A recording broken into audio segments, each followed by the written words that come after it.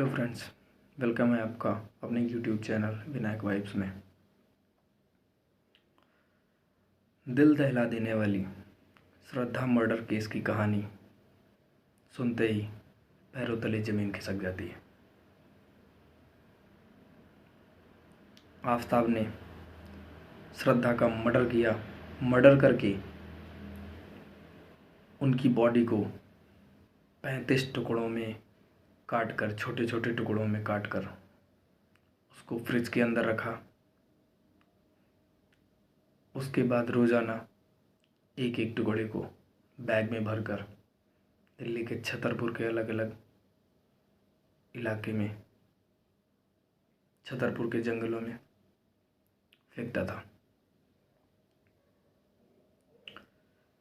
ये कहानी, ये मौत, ये घटना ये दर्शाती है कि हमें कुछ सीख लेना चाहिए, हमको कुछ सबक लेना चाहिए। ऐसी घटनाएं लगातार पूरे भारतवर्ष में कहीं ना कहीं से सुनने को मिलती रहती है। कोई नई खबर नहीं है, पर ये क्यों होती है इसको समझना चाहिए। इसके असली जिम्मेदार कौन है ये भी समझना चाहिए। श्रद्धा और आफताब का संबंध और मेल मिलाप एक मल्टीनेशनल कंपनी में काम करने के दौरान हुई। दोनों एक दूसरे को पसंद करने लगे और लिव इन रिलेशनशिप में रहने लगे। श्रद्धा काफ़ी दिनों तक ये बात अपने माता पिता को भी नहीं बताती है। फिर एक दिन अचानक अपने पिता को बताती है कि मैं आफताब के साथ लिव इन रिलेशनशिप में रह रही हूँ। पिता उसके कई बार उसको मना भी करते हैं कि ये उचित कदम नहीं है, ये लड़का ठीक नहीं है, पर कहते हैं ना कि जिसको प्यार का खुमार सर चढ़कर बोलने लगता है उसको कहाँ किसी की बात समझ में आती है। श्रद्धा ने अपने पिता को सीधे जवाब दिया कि मैं 25 साल की हूँ और मैं बालिग हूँ, मैं कानूनन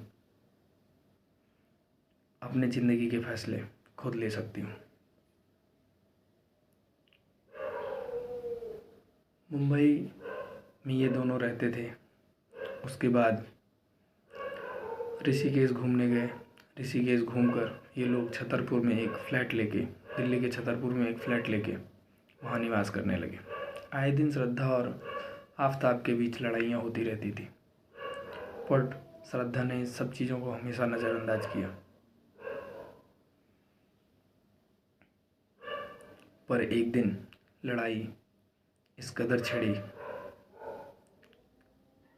कि श्रद्धा को मौत के घाट उतरना पड़ा और अपने जीवन का मूल्य अपनी जान को देकर चुकाना पड़ा। श्रद्धा का मर्डर करके उसकी बॉडी को 35 टुकड़ों में काटना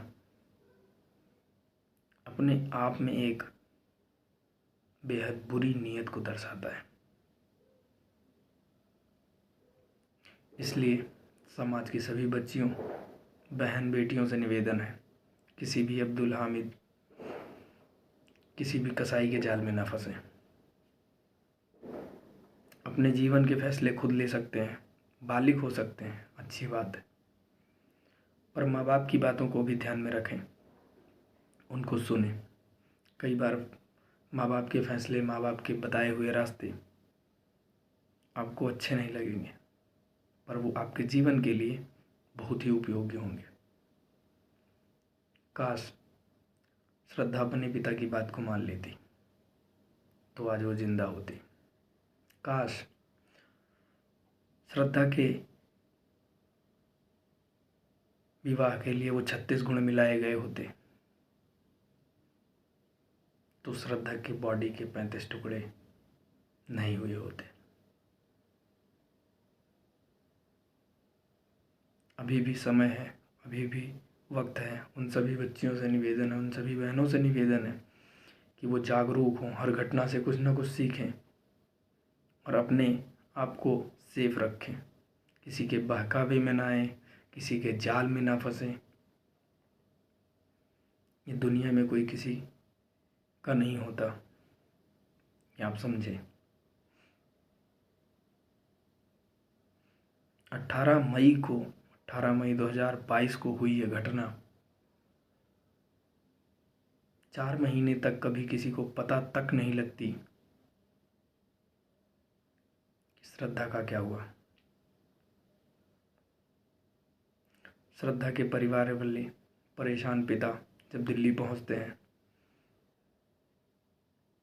तो उनको उनकी बेटी लापता मिलती है। और जब जांच शुरू होती है तो धीरे धीरे सुराग मिलते हैं।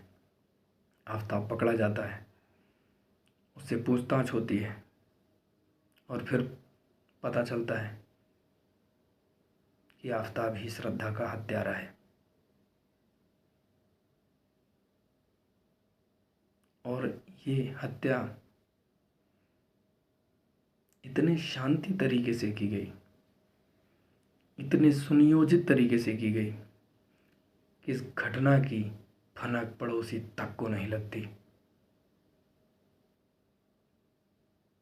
इसलिए सावधान रहें, सतर्क रहें, सेफ रहें और जागरूक रहें।